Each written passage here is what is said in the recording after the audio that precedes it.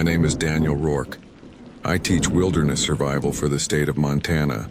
Field navigation, cold weather sheltering, signaling, all that.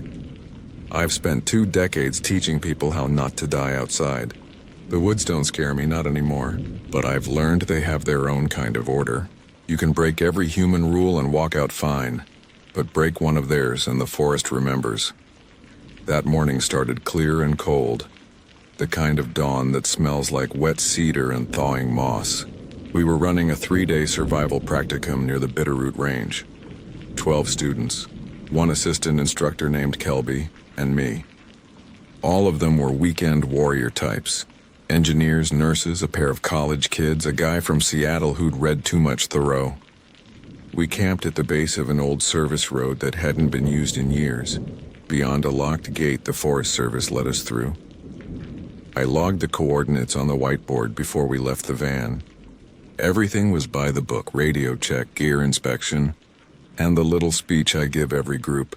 Respect the environment, respect the plan, and if you hear something that sounds like it's calling your name, ignore it. They laughed, as they always do. It's part of the charm of outdoor teaching. Toss in a spooky line, get everyone nervous enough to pay attention. But that line isn't a joke. I added it the year a student wandered off after dark because he swore someone was calling for help. We found him at dawn, standing knee-deep in a stream, lips blue, repeating, "She needed me." We set out around 9. The trail climbed through fir stands heavy with mist. I pointed out natural shelters, animal tracks, edible plants, routine stuff. The students were chatty, recording on their GoPros, asking about bear spray. Everything felt ordinary except for one thing. I noticed the forest was too quiet. No jay calls, no squirrels. I've spent enough years out here to know what silence means. Usually it's a predator nearby. Sometimes it's weather shifting. But the air was still, and we hadn't seen sign of bear or cat. At noon, we stopped by a clearing with a collapsed ranger hut. I used it as a demo site, showing how to scavenge usable debris. While I talked, Kelby wandered behind the structure. A minute later, I heard her call, "Dan, you gotta see this." Behind the hut, half buried in moss, was a set of wooden markers. Thin stakes driven into the earth in a perfect circle about 10 feet wide. Each was carved with a symbol, like a narrow spiral or an eye shape. Not letters, not runes, just shapes. The wood was dry and gray, not new but not ancient either. Someone had taken time to make them. One of the students, the Seattle guy, said, "Art project?" "Maybe," I said. But I didn't like it. There's a kind of pattern that feels deliberate. Not human deliberate, but something older. Something that uses human hands to finish what it started. I told everyone to leave it untouched. We moved a little farther down the slope for the night's shelter exercise. By evening, clouds had rolled in, thick, low, unbroken. The light faded faster than it should have for May. Everyone built lean-tos from pine boughs while I checked the barometer. Pressure was dropping. No rain, but something was coming. We cooked over a small fire. Kelby rationed out rice and lentils. The group swapped stories. The usual camaraderie you get after a long hike. I felt the edge of fatigue slipping off my shoulders. For a while, the forest almost felt like it used to when I was young. Open, alive, and honest. Then the woods started to hum. It wasn't loud, just low enough that you feel it first in your jaw, a vibration through the soil. The kind that makes a lantern's flame bend. I looked at the students. They were still talking, laughing. Only Kelby met my eyes. She heard it too. She mouthed, "What is that?" I shook my head. I'd felt it before, years ago near Glacier, during a night rescue. The sound comes from nowhere and it never records. The radio crackles, the compass spins a few degrees off. Then it stops like it was never there. That night it stopped after maybe a minute. We tried to brush it off, pretending it was the wind under the valley. Everyone turned in around 10. I stayed up with Kelby to log coordinates and weather notes. She poured coffee from her thermos, her hands still shaking slightly. "You think it's seismic?" she asked. "There's no quake activity out here," I said. "No mining either. Could be infrasound. Wind shear off the ridges." Could be, she said, except the trees were still. At 11:30, the first student went missing. His name was Andrew, the college kid. His tent was zipped open, gear untouched, boots still inside. His flashlight was lying outside on its side, beam cutting across the dirt. I called his name, then the rest of the students woke. We formed a quick circle, did a head count, 12 down to 11. Kelby radioed the ranger. Station. Static. I tried the backup. Channel. Same. The only thing that came through was a faint voice that didn't match anyone. Words stretched thin by interference. It sounded like, look behind. Before it cut out, I didn't tell the students what I heard. I just told them to stay close and keep their lights on. We fanned out about 20 yards from camp in teams of 2. The forest beyond the fire line looked wrong. Too much shadow, like the darkness had weight. My headlamp caught glints off the wet needles, but everything past 10 feet turned flat and colorless. I called again. Andrew. A reply came clear as day. Here, it was his voice. I turned to Kelby. Over there, she said, already raising her light. We followed the sound downhill. It led us straight back to the circle of wooden markers. They were standing upright again. Not half buried, fresh, arranged, every one of them. And at the center of that circle was a single boot print in the mud, barefoot beside it. Andrew, I said. Silence. Kelby took one step forward. Don't, I said. She froze. The air felt charged, like just before lightning. Then from somewhere in the trees behind us came the same voice again. Here. But it was closer than it should have been. I swung my light toward the sound, but there was only mist. Thick, low curling along the ground. Something moved through it, a shape, maybe human, maybe not. Walking between trunks. Slow, deliberate. I could see the line of its shoulders, but not the head. Kelby whispered, That's him. I wanted to believe it. I really did. But Andrew wasn't that tall. We backed away and ran the students into a tighter circle around the fire. Nobody slept. Every few minutes someone thought they saw movement in the trees.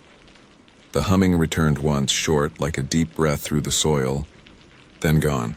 At 3:17 a.m., the woods fell dead quiet again.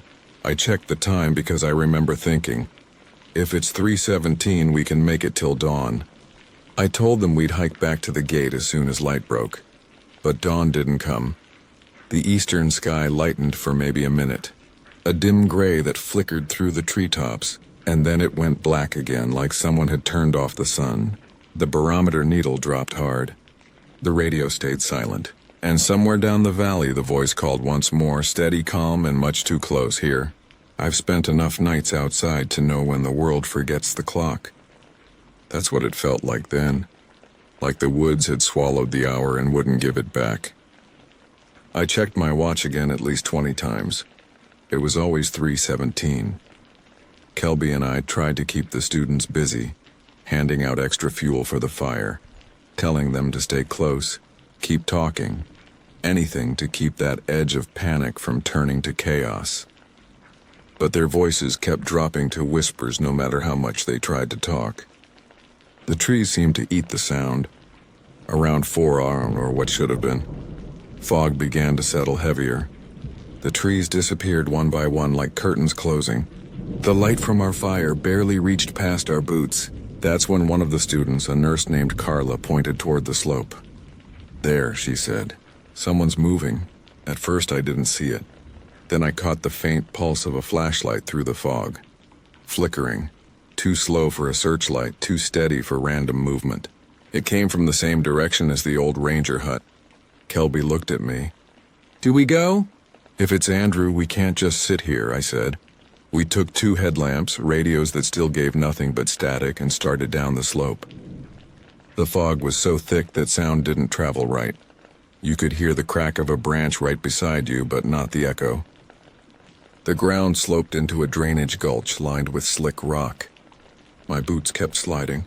Kelby's light kept flashing back at me through the haze, a ghostly strobe. The beam ahead of us vanished, then blinked back on farther left. I called out. No reply. Stay on my right, I said, voice low. We go slow. We moved maybe 30 yards before we saw it. Not Andrew. Not anyone alive. The light was resting on the ground, propped against a stone. Beside it was one of those carved wooden stakes, freshly planted in the soil. The symbol this time wasn't a spiral. It was a shape like a closed eye. Kelby crouched to look. These weren't here before. No, I said. Someone's putting them up. Who? I didn't answer. Because when I looked around, I realized we'd walked right into another circle. Wider this time, maybe 20 feet across. Every stake hummed faintly. I could hear it if I leaned close. Not sound exactly, more like a vibration in my teeth. The fog pulsed once like breath. Then a whisper passed through it. Not from one place, from everywhere. Here. Kelby flinched and her radio cracked with static. I grabbed her shoulder. Back to camp now.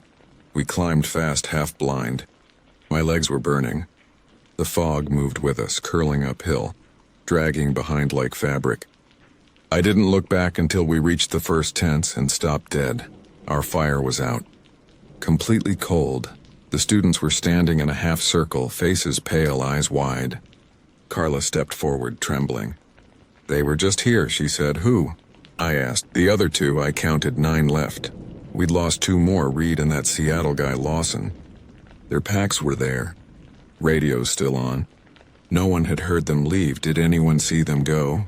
I asked again. No answer. Kelby started relighting the fire while I checked their tents. Reed's flashlight was missing. Lawson's notebook lay open, pages torn from the spine. Each page was filled with the same phrase over and over, pressed hard into the paper until it almost tore. It found the line. Dan, Kelby said behind me. Come look, she'd gotten the fire going again. It flickered weakly, struggling against the fog. But in that light I saw the prints, bare feet circling the campfire. Not overlapping, not random, deliberate, like someone had walked the same loop until they closed it. Could be Reed, she whispered. Then why barefoot? No answer. I turned toward the forest. Every instinct said run, but training keeps you tethered. I told the group to stay tight, double up their shelters, no one alone for any reason. We'd hike out the moment daylight came, if it ever came. Kelby stayed awake with me. We sat by the fire, neither talking much. The air felt wrong in my lungs, like breathing underwater. Somewhere deep in the valley, something made a sound. Not a howl, not a call. Just a single heavy crack. Tree fall? She asked. Could be, I said. But it hadn't echoed. Then I noticed something else. The radio static had changed pitch. It wasn't random noise anymore. It had rhythm. 3 beats, a pause, 2 beats. Then repeat, like it was trying to speak. I twisted the dial, half afraid of what I'd tune into. The noise rose and fell, resolved into words just long enough to freeze me. Do not break the circle. Then dead air. Kelby stared. You heard that? Yeah, she leaned closer. What circle? We didn't have to ask for long. From the darkness beyond the tents, a faint glow began to form. Low, golden, like lanterns buried in fog. 12, maybe 15 points of light outlining a perfect ring around the camp. Each light flickered in rhythm with the hum. The students started murmuring. One cried quietly. Stay inside the line, I said, voice low. Nobody steps out. What is it? Carla asked. I don't know. The lights pulsed once brighter, then just as suddenly went out. Total dark again. My own flashlight sputtered before dying. Only the fire remained, burning blue at the edges. Then came footsteps. Dozens. Not running, not shuffling, walking in unison just beyond the tree line. Around us. One of the students, a kid named Nolan, stood up and shouted into the dark, Andrew, stop screwing around! The footsteps stopped, silence thickened. Then a single voice answered from somewhere unseen, flat, calm, and wrong in tone. Not Andrew. Kelby grabbed my arm. We're leaving now. We can't, I said. We'll lose half of them in the fog. But even as I said it, I knew we were already losing them. The air turned colder, frost forming on the tents. I tried the radio again, hoping for any signal, even static. Nothing. Then, for a heartbeat, a voice whispered through. Line holds. Keep fire. Before cutting off. That was enough for me. Everyone! More fuel, I shouted. Whatever burns, dry wood, gear, anything. We fed the fire until flames reached shoulder height. The light pushed the fog back a few feet. For a moment it felt like the world exhaled. Then we saw them. Figures just beyond the tree line, barely visible silhouettes without faces. Each one holding something long, stakes.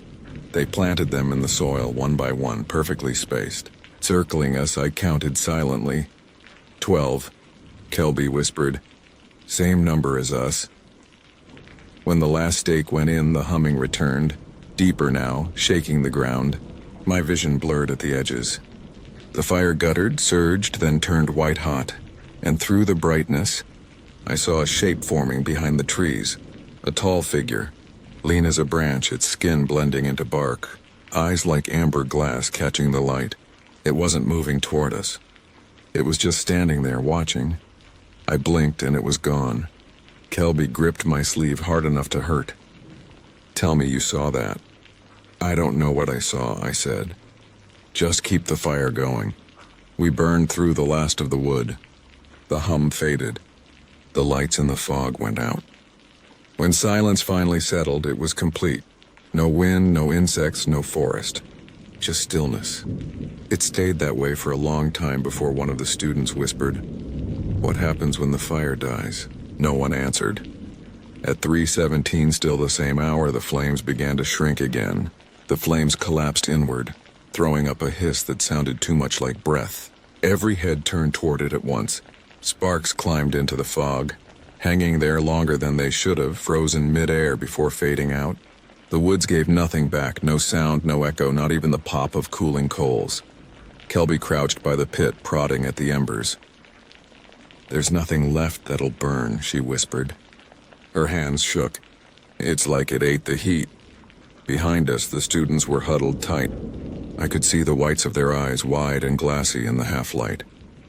I tried the radio again. Dead silence. My watch face glowed faint green. Still 3:17. "Everyone stay seated," I said. "No one walks beyond this fire ring.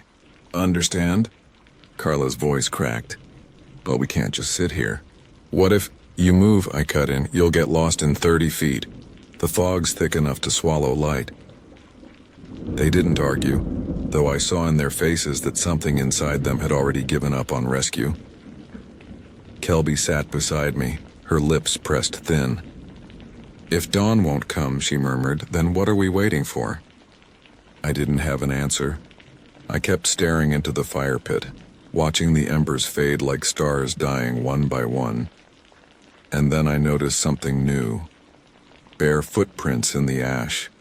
Small, child-sized, leading away into the trees. Kelby saw them too. They weren't there before. "No," I said quietly. They weren't. The line of prints went straight into the fog. Not scattered, not fresh mud dragged through. Each one clear.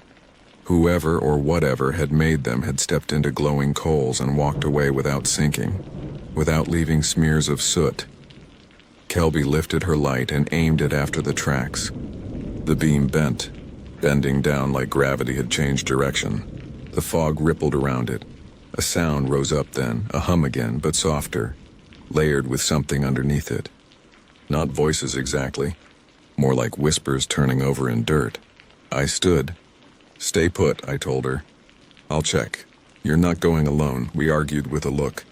She followed. The fog deepened after the first 10 steps, like we'd walked through a membrane. Even the glow from the fire vanished behind us. The ground dipped slightly, cold air sinking into the hollow. I could still see the footprints glowing faintly in the damp earth, leading between two narrow pines that twisted toward each other like ribs. Kelby's voice was a breath behind me. "Dan, hear that?" I stopped. It wasn't the hum anymore. It was breathing. A slow, deliberate inhale, then an exhale that stirred the fog. It came from everywhere and nowhere. "Andrew?" I tried, though I already knew that wasn't his name anymore. A pause, then a reply. Exactly my own voice. "Here." Kelby grabbed my sleeve hard enough to dig her nails in. I turned and nearly fell because behind her, maybe 20 feet back, the trees were gone. Only fog, and shapes in it, human outlines, standing perfectly still. I counted 6, maybe 7. They were facing us back, I said. Now. We stumbled uphill, back toward the faint light of camp. The fog thinned near the fire ring, but something had changed. The students were standing. All of them, motionless, eyes open, unfocused. "Sit down," I barked. "Do not step out of the circle." None of them reacted. Carla's head turned slightly toward me, slow as clockwork. Her lips moved, barely sound. "You said stay inside." Then she stepped forward, out of the circle. The second her foot hit the fog, she was gone. No sound, no movement, just gone. Kelby screamed. The others jolted awake, chaos breaking like glass. They backed away from where she'd vanished. Someone tripped over a pack, fell into the embers, cried out, "Stay together," I shouted. "Don't," but it was already breaking down. Nolan bolted into the trees, flashlight swinging wild. Reed's girlfriend tried to chase him. 2 more followed before I could grab them. The fog swallowed their lights in seconds. Kelby knelt by the fire pit, voice shaking. "We can't keep them in." We have to. That circle, it means something. Those markers, that hum, it's all part of the same thing." She looked at me, eyes glassy. "Then maybe it wants us in the circle." Her words hung there, heavy. Behind her I saw motion. Shadows weaving between trunks, circling again. Each time they passed, the air dropped colder. The stakes around camp were glowing now, faint amber like eyes under the soil. A whisper rose between them.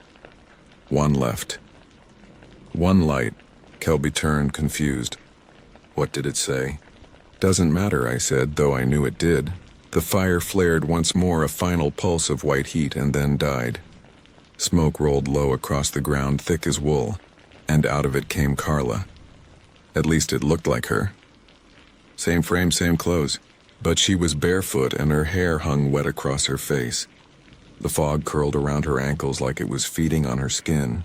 She stepped forward, eyes fixed on me. "You said stay inside," she whispered again. Kelby stumbled back. "Dan, that's not..." I held up a hand. "Don't move." Carla, or whatever it was, walked to the center of the camp and stopped over the dead fire. She crouched. Her hands pressed into the ashes. When she stood, her palms were black, fingers trembling. She lifted one hand and pointed toward the trees. "Home," she said softly. "You left the line." The stakes around us began to hum again, louder. Kelby grabbed my arm. "We're leaving now," I wanted to argue. Instead, I nodded. We gathered whoever was still breathing, 7 of us left, and started up the slope toward the service road. The fog followed, pressing in so close we could barely see each other. After 50 yards, we hit open rock. The trees fell away, replaced by the faint outline of the ranger hut through the mist. Relief flickered through me. Then I saw the circle again. It was wider this time, massive, etched into the rock itself, lines cut deep and filled with ash. The hut sat at its center, or maybe inside it. My compass spun, needle stuttering. Kelby froze. "Dan, the stakes. They were around us again. 12 of them. Keep walking," I said. But the air changed, thick, charged, alive with static. The hum rose to a howl, and one by one the students dropped to their knees, covering their ears. The fog lit up, glowing from within, shapes moving under it like something huge breathing beneath the surface. Then came a voice, not a whisper this time, but a chorus, layered, harmonic, line broken. "Fire gone. Trade must hold." I felt my stomach drop. "What trade?" Kelby shouted. No answer. Just the sudden sharp sound of a stake splitting, cracking clean in half. The ground shook. The hut door swung open by itself. A faint orange glow came from inside, and with it the smell of wet earth and something old, like a storm about to start. Every instinct I had screamed to run, but when I looked back there was no path, no camp, no valley. Only the circle and the hut. Kelby's voice broke through the noise. "If we don't go in, it's going to take all of them." I hesitated 1 second too long. The fog surged forward, swallowing the students in a wave. Their screams cut off before I could reach them. Only Kelby and I were left. We stood at the door of that hut, windless, soundless, everything trembling just enough to make my teeth chatter. Inside, something moved, a shadow pacing in the orange light. It turned once and I caught the glint of eyes. Amber, unblinking. Dan, Kelby whispered. We have to know what it wants. I looked at her, then back at the door. The humming stopped. Silence. Then softly, from inside. Come home. The door creaked as we stepped inside. The sound was soft, but it carried like a rifle shot through the hollow air. The glow we'd seen wasn't fire. It came from a lantern sitting on the floor, flame burning steady and low. But the glass was dark with soot from the inside, as if it had been burning behind itself for years. The hut was smaller than I remembered. Wood walls bowed inward, roof sagging low enough that I had to duck. The air stank of earth and mildew, but underneath that was another scent, faint and metallic. It reminded me of old blood dried on a knife handle. Kelby's light swept across the walls. There were symbols carved into the planks, same spirals and eye shapes as the stakes. Some of them were smeared with ash. Others were filled with moss, like the forest had tried to erase them and failed. In the far corner lay a pile of gear. Backpacks, tents, boots, old models. Some of it tagged with the Forest Service logo we'd stopped using a decade ago. Kelby knelt to pick up a patch from one torn bag. These are Ranger issue, she said. From the 70s. Yeah. That means I know. She didn't finish the sentence. Because we both saw it at the same time. A single boot resting upright in the corner. Places crisp and clean like it had been set there seconds ago. It wasn't old. It was Andrew's. I felt something twist in my chest. We're not staying, I said. We find the back exit, get to the ridge, and follow the stars. Fog can't last forever. Kelby didn't argue, but her light caught on something hanging above the door. A strip of fabric nailed to the lintel, burned around the edges. Someone had written words across it in what looked like charcoal. Keep the fire between you. Dan, she said softly. I think that's the rule. I nodded. Then we stick to it. We moved deeper into the hut. There was a door on the back wall, half rotted, sealed shut with wire. I kicked it once. It didn't move. The lantern flickered in response as though the air had sighed. Kelby turned toward the front again. Do you hear that? I did.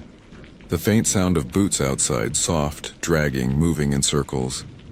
I crossed to the window, pulled back the tattered curtain. Shapes moved in the fog again, dozens now, pacing around the hut. Every few seconds, one would stop and turn its head toward us. Their eyes glowed faintly amber. They're waiting, Kelby whispered. For what? The lantern flame surged suddenly, tall and blue, lighting the hut in a flash. And in that instant, every carved symbol on the walls pulsed like veins under skin. The hum returned, louder now. It vibrated through the floorboards. I stumbled back as dust fell from the rafters. Kelby covered her ears. Make it stop. I grabbed the lantern, nearly burning my hand on the handle, and raised it high. The humming cut short. The fog outside froze, then something whispered from the floorboards. Trade holds. Fire keeps. The board split open at my feet. Cold air rushed up from below, carrying that metallic smell again. Beneath the hut was a crawl space, no deeper than 4 feet. The light revealed more markings, circles within circles, bones laid along the edges, long and thin. Maybe animal, maybe not. Kelby peered down. What is this? Before I could answer, a face appeared in the gap. It was Andrew. Pale, eyes open too wide. He looked up at us like he'd been lying there the whole time. Dan, he whispered, you broke the line. Kelby stumbled backward, hitting the wall. He's alive? But I already knew he wasn't. His chest didn't rise. His voice didn't match the movement of his mouth.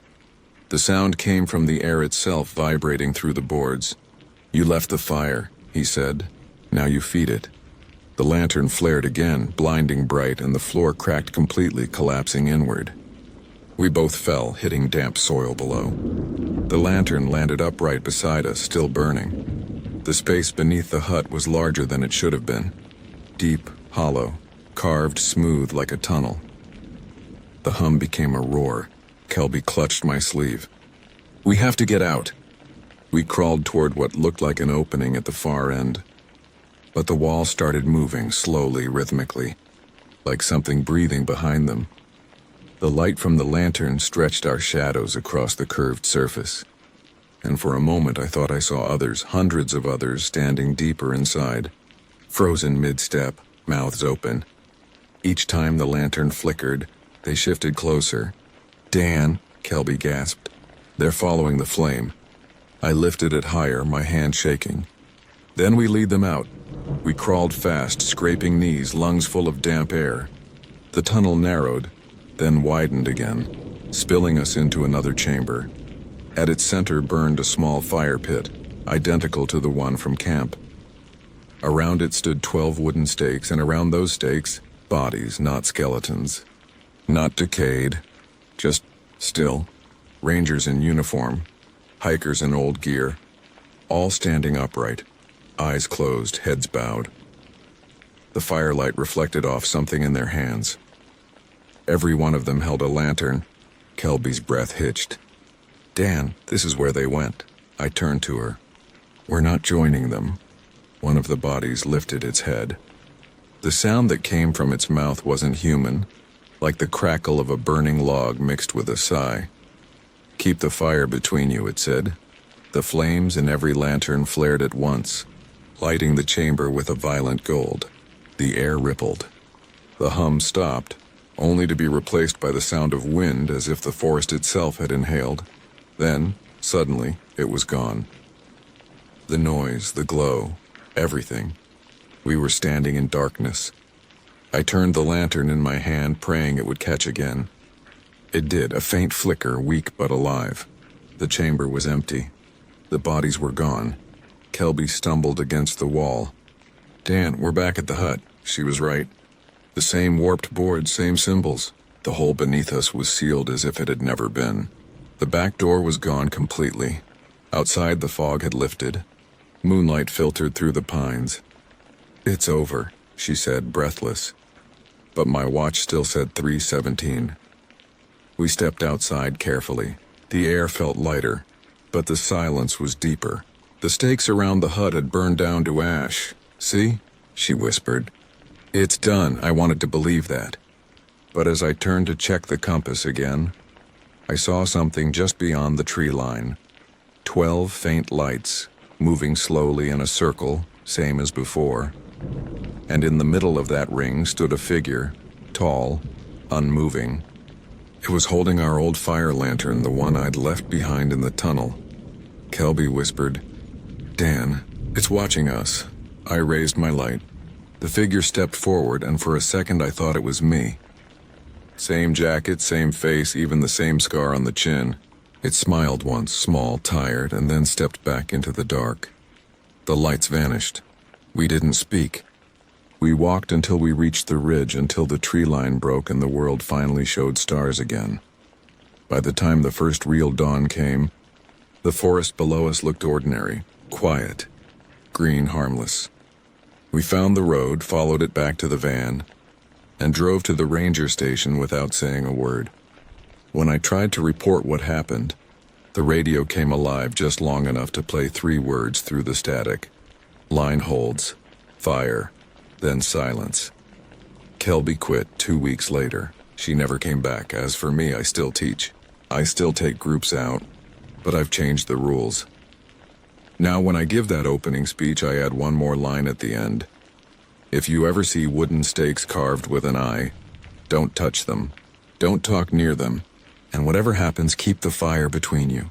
Because the woods don't forget trades, and some fires once lit never go out. Back at the station, everything looked wrong in ways you couldn't name.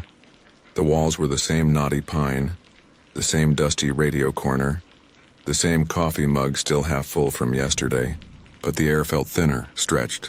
The clock above the map board was stuck at 3:17. I thought it was a coincidence until I checked my wristwatch. Same time. Kelby sat across from me at the table, wrapped in a gray blanket the dispatch nurse had given her. She hadn't said a word since the drive back. Her hands were raw where she'd gripped the steering wheel.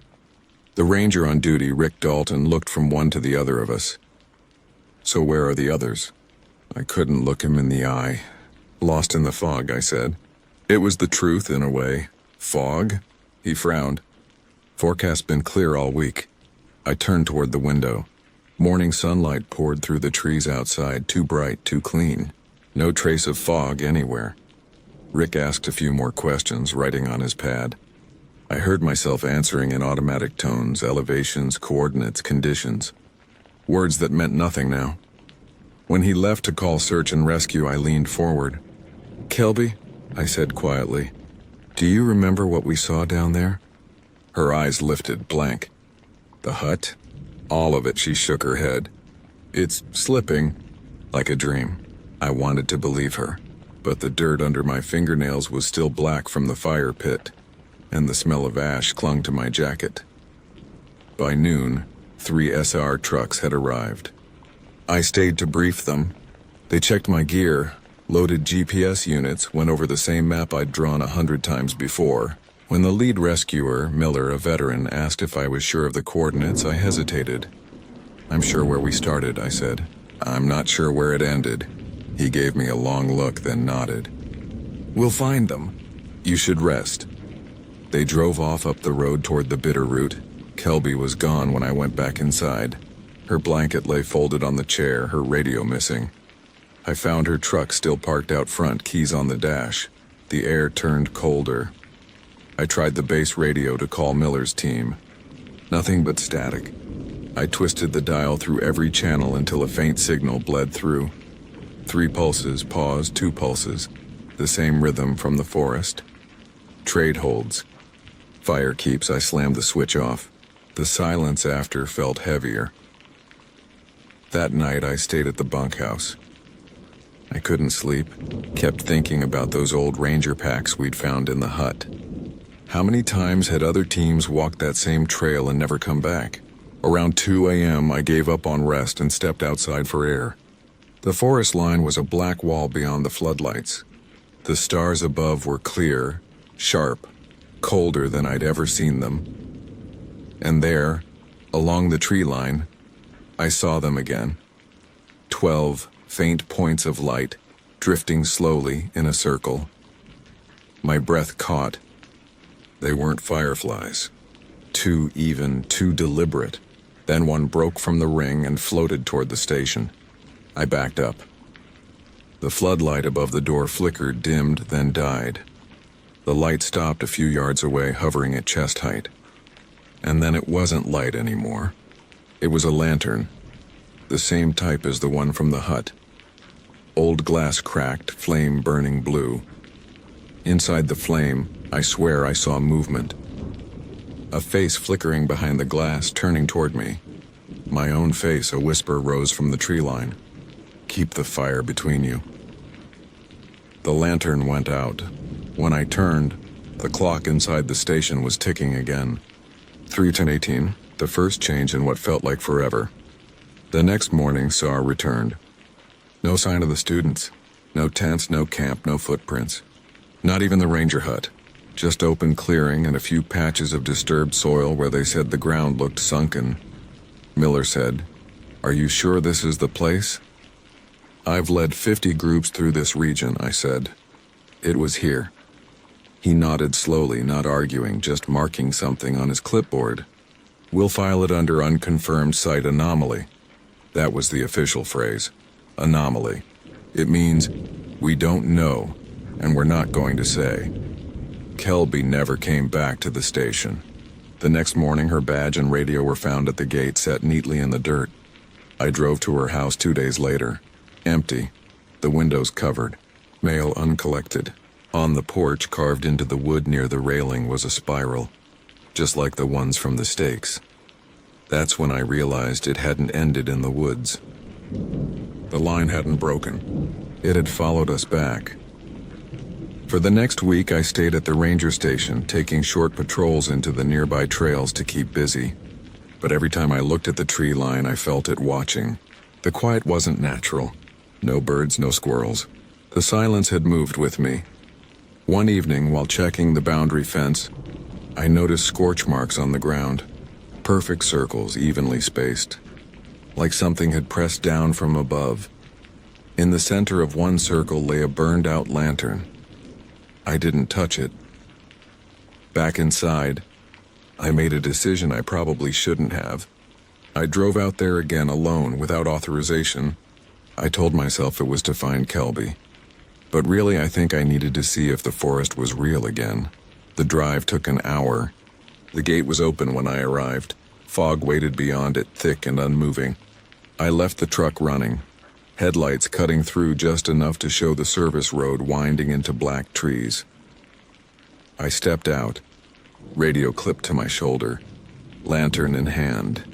The air smelled the same. Wet pine, old smoke. Familiar and wrong all at once. "Kelby?" I called. My voice came back to me half a second late, slightly warped. No answer. I walked until the truck lights faded behind me. The fog thickened, then began to glow faintly. And there it was. The hut. Exactly as we'd left it. The door stood open. Inside, the same soot-stained lantern burned steady on the floor, the same carvings on the wall. Only one difference: 12 boots lined neatly in a row along the back wall, 11 small worn pairs, one my size. The hum started again, faint at first, then deeper until I felt it in my chest. Trade holds. I set my lantern down between me and the hut door. The flame wavered, then flared bright blue. The air seemed to draw inward, like the forest itself was holding its breath. From the doorway, a shadow stepped out. Tall, lean, features shifting in the light until it looked almost human. "Dan," it said in my voice. I didn't move. It took another step, stopping just beyond the lantern's glow. Its skin looked like bark and smoke woven together. Its eyes were bright amber. "You taught them wrong," it said. "You broke the fire. What do you want?" It tilted its head, to keep balance. Behind it, the hut flickered, and for a moment I saw all the others standing there again. The rangers, the hikers, the students. Still, silent, eyes closed around the same eternal fire. Then it was dark. When I woke, I was lying on the service road beside my truck. The fog was gone. My lantern was gone. The only thing left was the smell of smoke and a small spiral drawn in ash beside me. I checked my watch. First, it's been that time every night since. It's been 3 weeks since that night on the service road. 3 weeks of daylight that never feels right. Every morning the sun rises too fast, too white, like a bulb flicking on in a basement. Every evening the sky skips from gold to black without warning. And always, sometime after midnight, my watch resets to 3:17. At first I thought it was shock. You spend years teaching survival.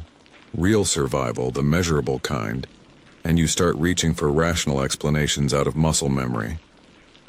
But there are only so many times you can replace a battery before you start wondering if maybe it's not the watch that's broken. The station shut down the search officially after 10 days. Weather interference, they said. Geological instability. A quiet file, a short briefing. I was told to take leave. Mandatory recovery period. That's bureaucratic language for "we don't want you talking to the press." I went home. Except home didn't feel separate from the forest anymore. The first night back I found ash under the porch. Fine gray dust laid out in 12 small circles. The second night the smell of smoke crept in through the vents. By the third, my living room clock stopped at, of course, 3:17. I tried to ignore it, keep routine. Went jogging, ran drills, checked equipment. But the woods behind my house were too quiet. No wind, no insects, no bird calls. Just that faint vibration under the ground, low enough to make the windows hum. Sometimes, when I step outside at night, I can see light through the trees. 12 faint orbs drifting in slow circles.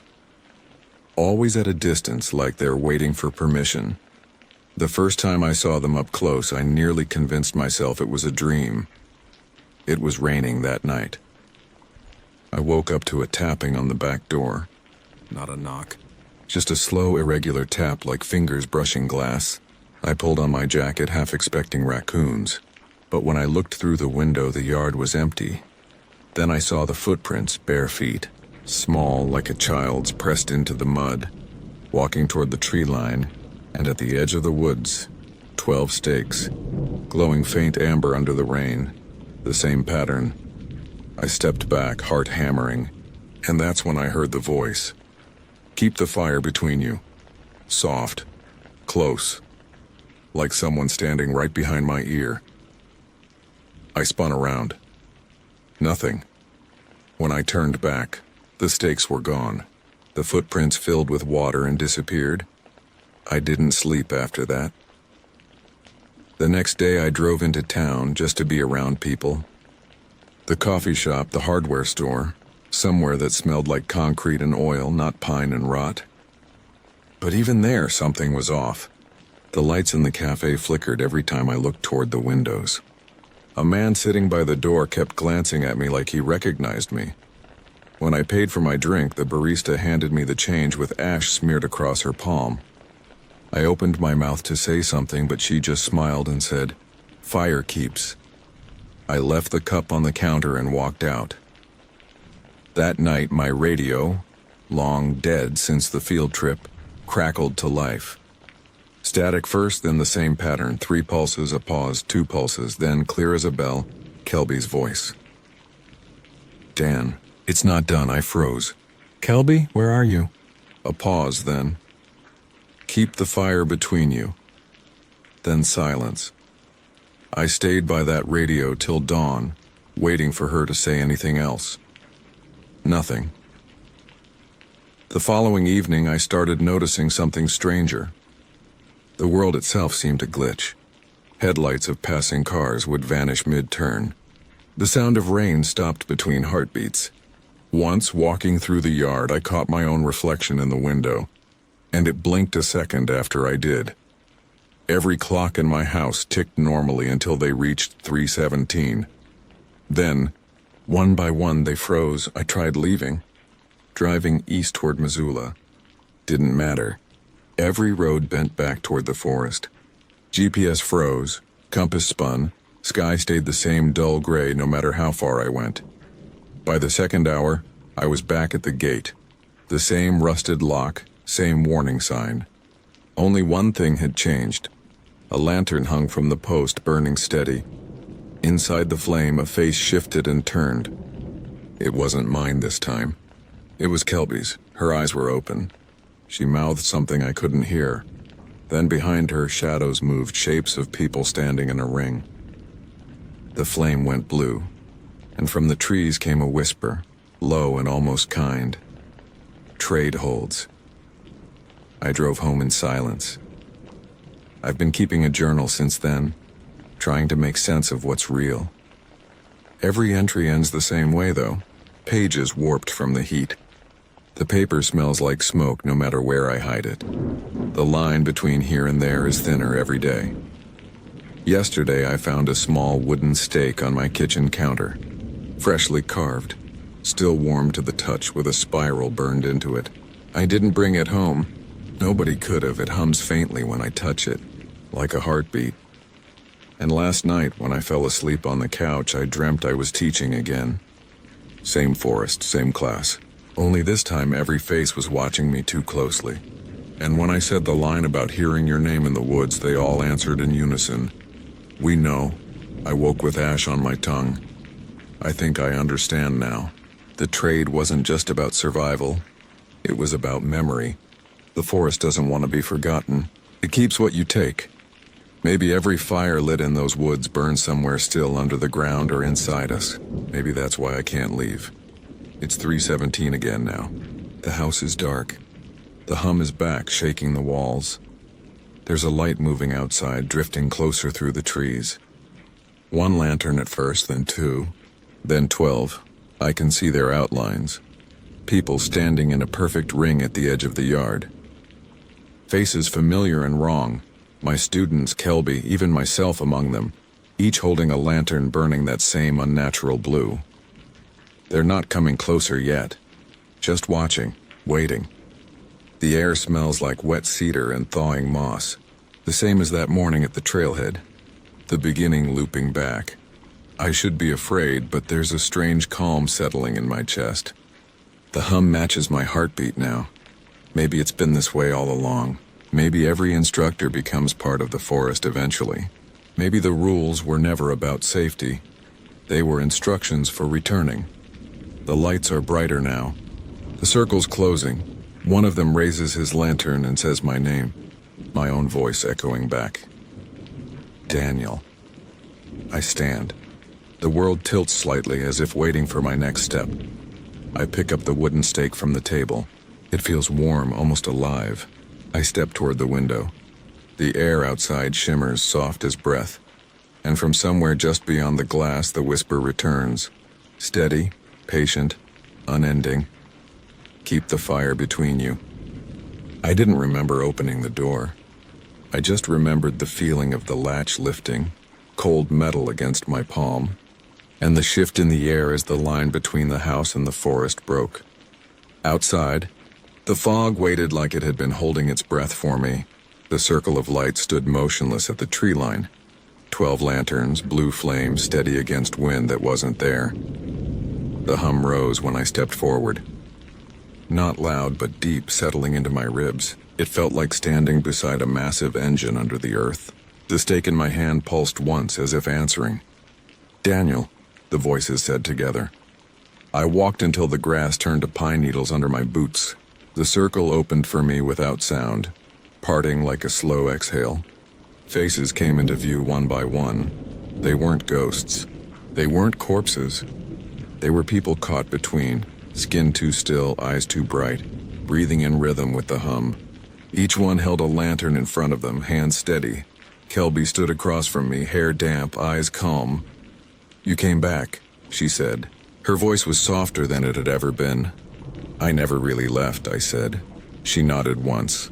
Then you understand. Behind her, the forest shifted. The trees leaned slightly inward, trunks bowing as if listening. The air smelled of cedar and smoke. What happens now? I asked. Kelby lifted her lantern. You keep the fire between you. The circle closed. The ground beneath us glowed faintly, lines of ash forming a pattern I'd seen before. Spirals within spirals, all converging toward the center. The hum deepened until it was more vibration than sound. Something was rising from that center. At first, it looked like smoke, but it had weight, shape. A tall column of ash and light that bent like it was breathing.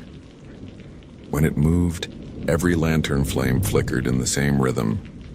The others began to hum in unison. Words formed inside that sound, not spoken but felt. Trade holds. Fire keeps. Balance returns. I looked down at the stake in my hand. The spiral carved into it glowed orange. It pulsed with each word like it was part of the voice. Kelby stepped forward. The fire remembers who breaks the line, she said. It doesn't punish. It restores what? Everything that was taken. The figure of light in the center tilted toward me. The air bent with it, and for a heartbeat I saw inside the glow. Trees upside down, rivers burning, mountains breathing smoke. Every lost hiker, every vanished ranger, every story we filed away as accident or weather, they were all here, folded into the light. I understood then what the circle was. Not a trap, a boundary. A barrier to keep something vast contained, and every time we broke it, it reached farther out. Kelby took my hand and placed her lantern between us. The flame stretched tall and blue, forming a narrow wall of light. Keep the fire between you, she whispered again. Always. The hum swelled until my teeth ached. The ground opened slightly, not breaking but flexing, as if the forest itself was breathing us in. The figure moved closer. I should have been terrified, but there was a strange peace in the sound. Like it wasn't here to destroy, only to make sure its rules were remembered. It spoke in all our voices at once. Balance must hold. One to leave, one to stay. Kelby looked at me. Her expression didn't change. I stayed last time, she said. The stake in my hand burned hot. The light from her lantern reflected in her eyes, and for a moment she looked alive again. Color in her cheeks, warmth in her skin. "No," I said. "I brought it back. I broke it." "I'll stay," she smiled, faint but real. "You finally understand what teaching means." The figure reached toward us. Its hand, or what passed for one, brushed the air between the two flames. The sound deepened until everything else vanished. The trees, the ground, even the cold. Then it stopped. The world exhaled. The blue flames turned gold. The circle dimmed. Lanterns one by one fading into darkness until only mine and Kelby's remained. She stepped back, still holding hers. The fog began to pull her away, gentle as tidewater. "Tell them," she said. "I don't know what to tell. Tell them the fire isn't for warmth. It's a promise." The light swallowed her. When I woke, it was morning. Real morning. Sunlight through branches, birds calling, air thick with dew. My house behind me, whole and ordinary. The stake lay at my feet, burned down to a blackened stick. My watch ticked again, 3:18. Finally moving forward, I thought it was over. For a week, everything felt normal. The clocks kept time. The forest made sound again. I even taught one final class, though my voice shook every time I mentioned building a fire. On the last night of the course, one of my students, a quiet girl named Leah, asked me about the rule. "The part about hearing your name in the woods," she said. "You always pause before you say it." "Why?" I forced a smile. "Because sometimes it's not you they're calling." She nodded, thoughtful. "And the part about the fire? What about it? Why do we keep it between us?" The question hit harder than it should have. "To remember what separates us from the dark," I said. Leah looked past me toward the tree line. "It's 3:17, she said softly. I turned. The sun was gone. The forest behind her had gone perfectly still. 12 faint lights were forming again at the edge of camp. I could feel the hum in my chest before I even heard it. Leah didn't seem afraid.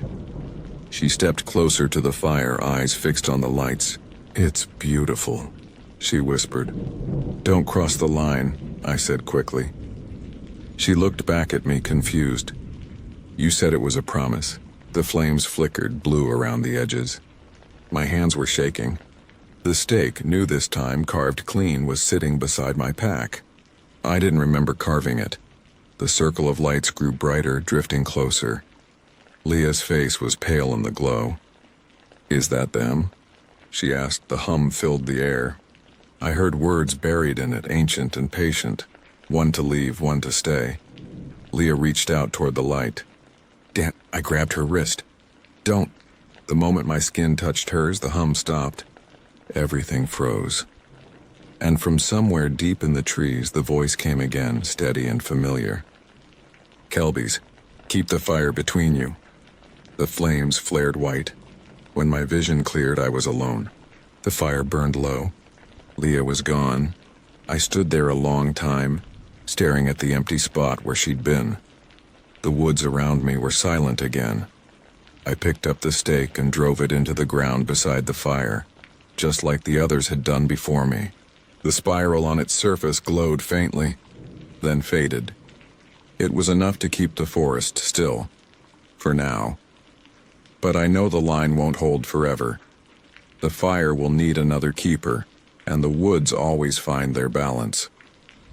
The following morning, I didn't pack the tents. I didn't mark attendance. I just sat by the cold fire pit and watched the smoke rise straight into a windless sky. The ash didn't drift. It climbed, like it was being pulled back up to where it belonged. Leah was gone. No footprints, no gear. No sign she'd ever existed except the second stake I'd driven into the ground. The spiral on it still faintly glowed in daylight. The others wouldn't see it. I knew that. Only those who'd crossed the line could. I stayed until the shadows began to stretch east. No birds came back. No sound but my breath and the faint hum deep under the dirt. It wasn't menacing anymore. It sounded like the earth's heartbeat. When I drove back to the station, I didn't bother calling dispatch. I knew the words they'd use. accident, fog, exhaustion. The vocabulary of denial. The building was empty when I arrived. Doors unlocked, windows open, dust floating in the sunlight. On the desk lay my field notebook, the one I thought I'd left behind in the forest. A new page had been added in handwriting that wasn't mine. Trade holds, fire keeps. One to leave, one to stay. Below it, 13 small spirals drawn in a perfect ring. I closed the book and slid it into my pack. I didn't need to read more. Some things aren't warnings, they're invitations. By nightfall, I was back on the road heading west into the hills. I told myself it was to look for her, but the truth had settled deeper than reason. I was going home. The forest met me like it recognized me. Fog rising off the ground, cool air against my throat. The trees didn't crowd this time. They parted gently, like a curtain. When I reached the clearing, the fire pit was gone. The stakes were gone. In their place stood a single lantern burning steady, flame gold instead of blue. The air shimmered around it, thick with heat and whisper. Kelby stepped out of the light. Not spectral, not decayed, whole.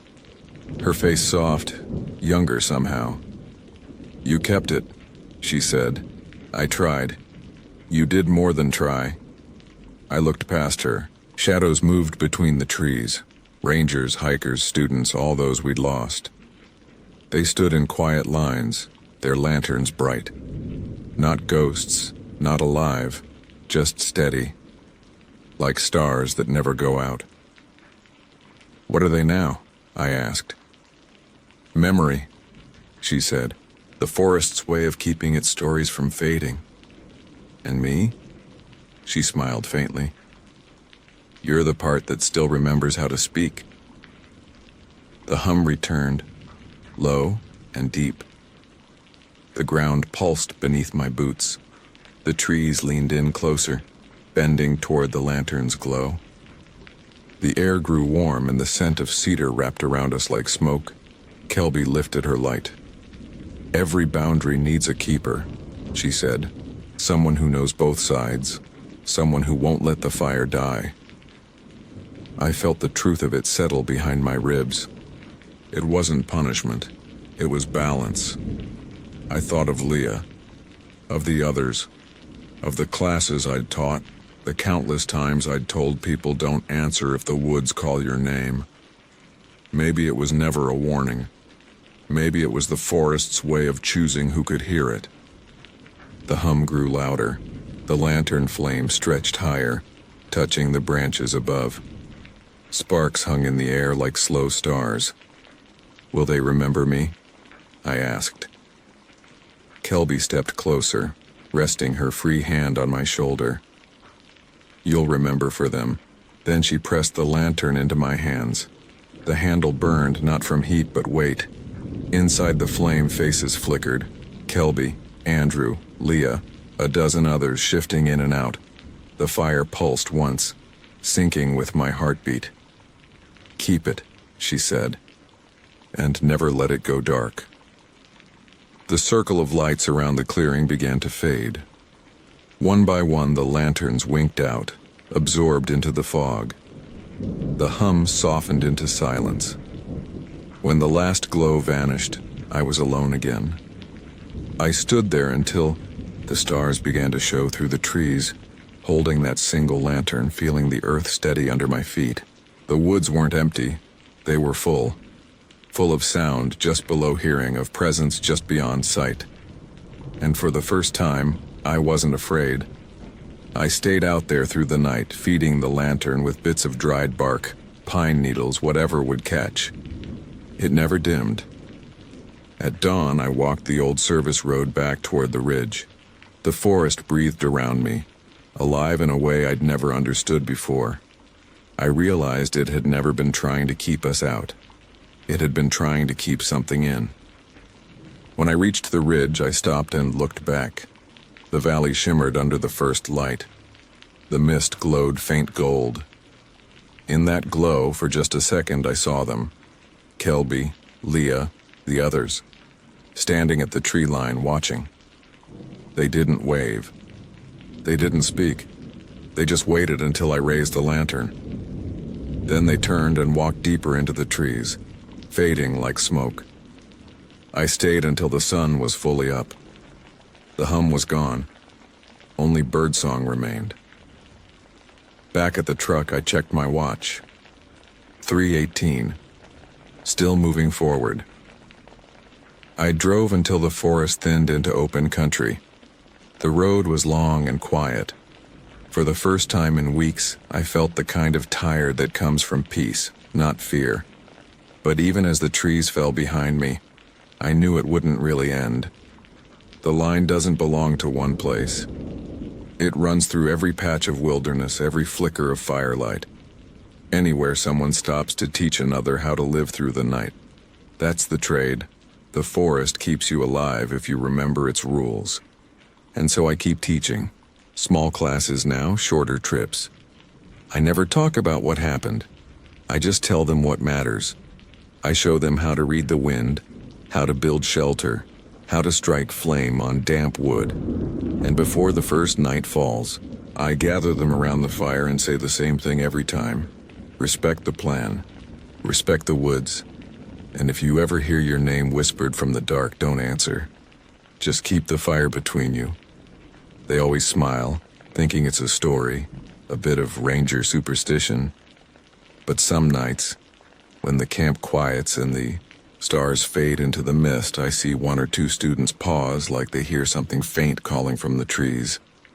And when that happens, I make sure the fire burns a little brighter, because I know what waits beyond the line, and the fire remembers everything,